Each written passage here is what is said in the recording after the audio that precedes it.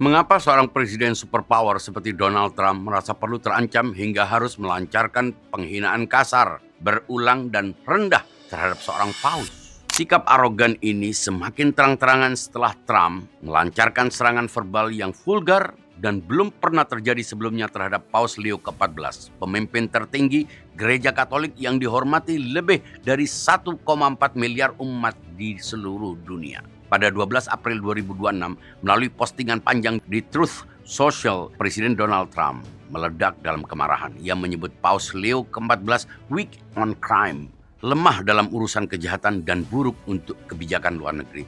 Trump menuduh Paus melayani kelompok kiri radikal, sangat liberal, dan secara palsu mengklaim bahwa Paus berpikir bahwa Iran boleh memiliki senjata nuklir. Dengan nada sombong, Trump menyatakan, "Saya bukan penggemar Paus Leo, dan saya tidak menginginkan seorang paus yang berpikir Iran boleh memiliki senjata nuklir."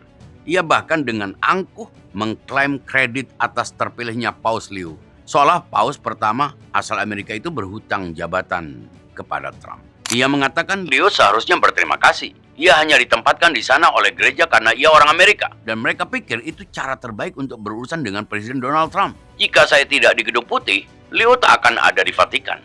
Serangan memalukan ini berlanjut.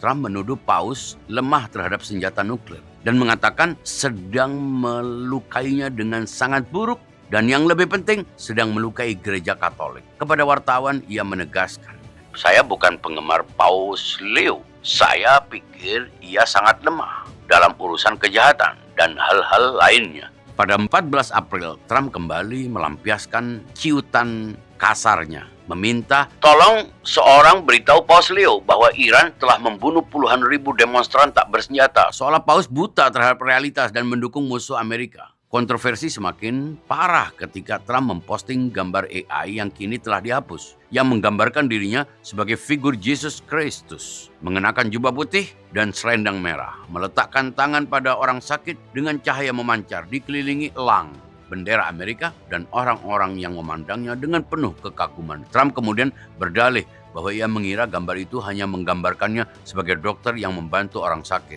bukan sebagai Kristus. Sebuah pembelaan yang terdengar semakin absurd dan menunjukkan tidak adanya rasa hormat terhadap simbol suci agama. Serangan ini bukan sekadar perbedaan pendapat politik biasa. Trump memang menghinakan agama, terutama Katolik. Alih-alih ia memilih jalan termudah dan paling rendah, ia menghina pribadi paus, merendahkan otoritas spiritualnya, dan menyebarkan tuduhan palsu tentang paus dan merendahkannya. Padahal paus secara konsisten menolak segala bentuk perang dan ancaman nuklir. Padahal yang dilakukan oleh Paus Leo ke-14 hanyalah menjalankan tugas suci dan moralnya sebagai gembala umat, menyerukan perdamaian, menolak kegilaan perang, menyatakan bahwa Tuhan tidak memberkati konflik apapun, dan mengkritik delusi kemahakuasaan yang mendorong dominasi serta ancaman menghancurkan peradaban. Sikap ini adalah inti ajaran Katolik yang menempatkan martabat manusia di atas segala ambisi kekuasaan.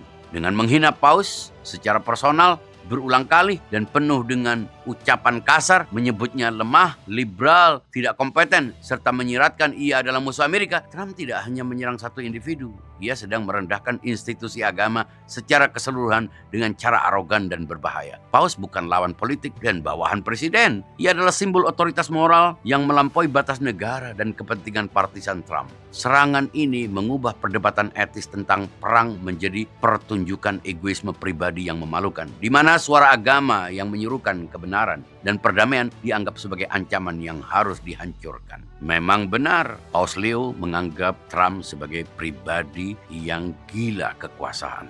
Bahkan Trump tidak meminta maaf, dan pola penghinaan ini berulang kali mencerminkan watak yang sangat mengkhawatirkan. Seorang pemimpin yang tidak toleran terhadap kritik moral, yang membanggakan dirinya, bahkan mengaku dirinya sekelas Yesus. Sikap semacam ini bukan hanya merusak hubungan antara kekuasaan politik dan komunitas beragama, khususnya umat Katolik yang merupakan kelompok pemilih besar di Amerika, tetapi juga memperlihatkan betapa rapuhnya pribadi mental Donald Trump di hadapan prinsip etik, betapa rendahnya penghormatan Trump terhadap agama. Agama seharusnya memiliki ruang untuk menyuarakan kebenaran tanpa takut dihina, direndahkan, atau diancam oleh pemimpin negara yang arogan. Ketika seorang presiden memilih jalan kasar menghina paus, alih-alih menghargai peran moral agama, yang dirugikan bukan hanya paus, melainkan martabat demokrasi, etika publik, dan kemanusiaan itu sendiri. Donald Trump adalah penghina agama Katolik. Terima itu, refresh your mind.